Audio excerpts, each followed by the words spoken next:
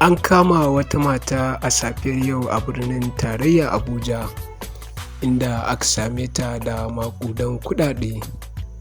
Mai sauraron mu a daidai wannan lokaci gyara zama ka sha labari.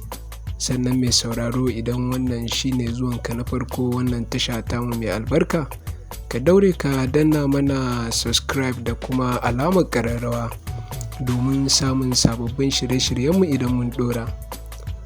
To mai sauraro, ba tare da mun cika ka da surutu ba, ga labarin kamar haka.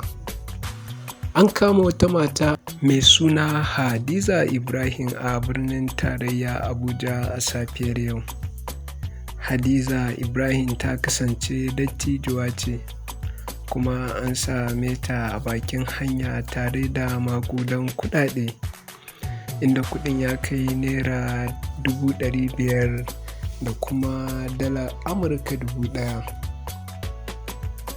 Sai dai an zanta da ita Hadiza Ibrahim ɗin, inda take shaidawa cewa wannan kuɗi gaba ɗaya mallakinta ne, inda ta ƙara da cewa ta same su ne ta hanya halattacciya.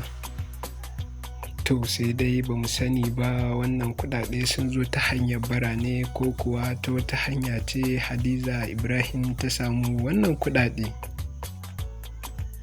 To mai sauraro, a nan muka zo ƙarshen wannan labari.